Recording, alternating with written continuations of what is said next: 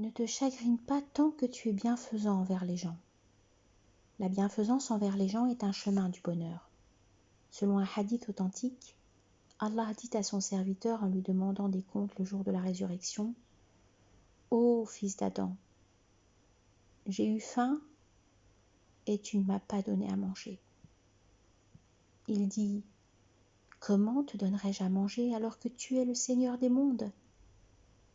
Il dit: « Tu as su qu'un tel, fils d'un tel, a eu faim et tu ne lui as pas donné à manger. Si tu lui avais donné à manger, tu l'aurais trouvé auprès de moi. Ô fils d'Adam, j'ai eu soif et tu ne m'as pas désaltéré. » Il dit: « Comment te désaltérerais-je alors que tu es le Seigneur des mondes ?» Il dit: « Tu as su que mon serviteur, un tel, fils d'un tel, a eu soif et tu ne l'as pas désaltéré. Si tu l'avais désaltéré, tu l'aurais trouvé auprès de moi. Ô fils d'Adam, je suis tombé malade et tu ne m'as pas rendu visite. » Il dit: « Comment te rendrais-je visite alors que tu es le Seigneur des mondes ?» Il dit: « Tu as su que mon serviteur, un tel, fils d'un tel, est tombé malade et tu ne lui as pas rendu visite. Si tu lui avais rendu visite, tu m'aurais trouvé auprès de lui. » Une remarque s'impose ici à propos de « tu m'aurais trouvé auprès de lui ». Il n'a pas dit, comme dans les deux précédentes, « tu l'aurais trouvé auprès de moi », parce qu'Allah est proche de ceux dont les cœurs sont brisés, tels que le malade. Et dans un autre hadith, « dans toute chose vivante peinée, il y a un salaire. » Et sache qu'Allah a fait entrer au paradis une prostituée israélite pour avoir désaltéré un chien assoiffé. Qu'en serait-il alors de celui qui aurait donné à manger et à boire, aurait effacé une misère ou aurait dissipé une peine? Et dans un hadith authentique, le prophète alayhi salatu wassalam a dit que celui qui a du ravitaillement en plus donne à celui qui n'en a pas, et que celui qui possède plus d'une monture donne à celui qui n'en a pas. Hatem a dit: « Je n'ai pas l'intention, même si je tenais ces brides, de la faire boire de l'abreuvoir avant les autres chamelles. Si tu es le propriétaire de celle qui est la meilleure, ne laisse pas ton compagnon marcher derrière elle. Couche-la et fais-le monter. Si elle ne peut vous prendre tous les deux, montez à tour de rôle. » Et Hatem a dit de beaux vers, recommandant à son domestique de trouver un hôte. « Allume, car aujourd'hui la nuit est froide. Si un hôte arrive, tu seras libre. » Et il dit à son épouse: « Si tu as préparé à manger, trouve-lui un hôte, car je ne le mangerai pas seul. » Il a dit aussi: « Ah, les richesses s'en iront et reviendront, et il n'en restera que les propos et les vocations. Ah, la fortune ne sera d'aucune utilité. Le rôle de l'agonie, le râle de l'agonie venue, la poitrine saisie de suffocation. »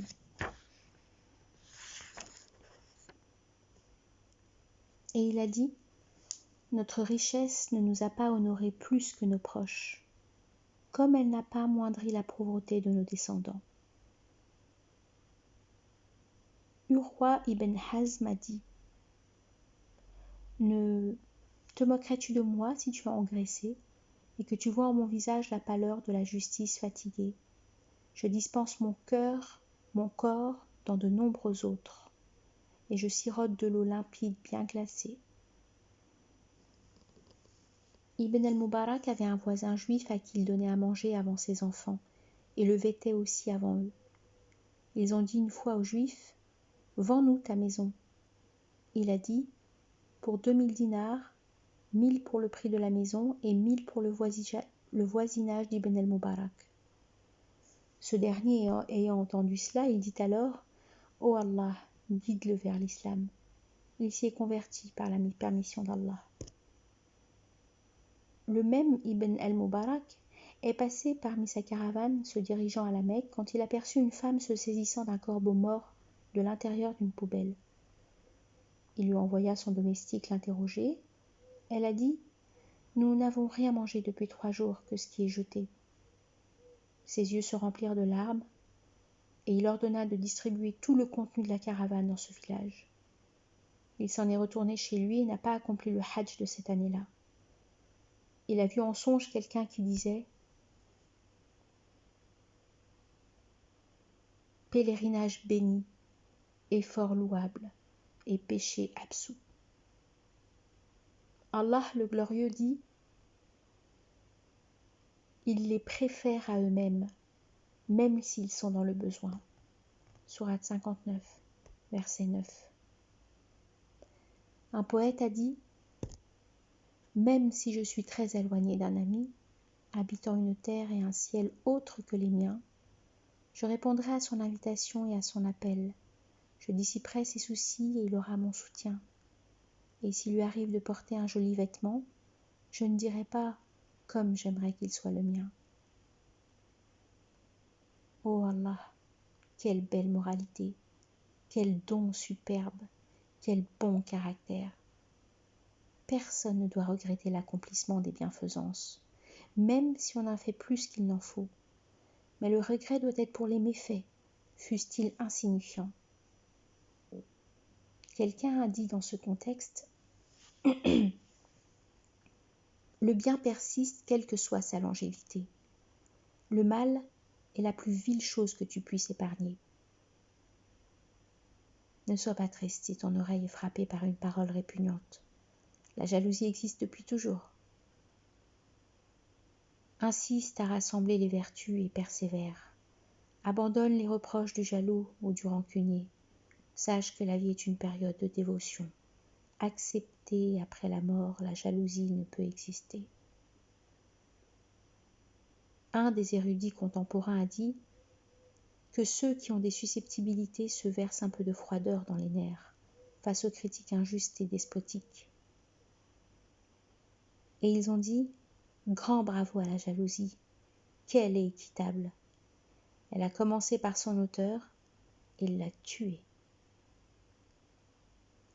El-Moutanabi a dit « L'évocation du jeûne est son deuxième âge, son besoin.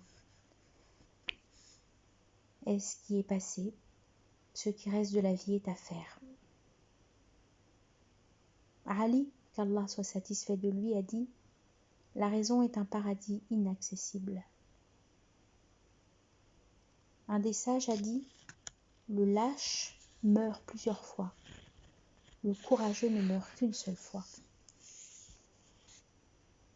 Lorsqu'Allah veut du bien à ses serviteurs, il les pourvoit d'un sommeil sécurisant au moment des crises, comme cela est arrivé à Talha, qu'Allah soit satisfait de lui, à Uhud, si bien que son épée lui est tombée de sa main plusieurs fois, en étant en sécurité et sérénité pour lui.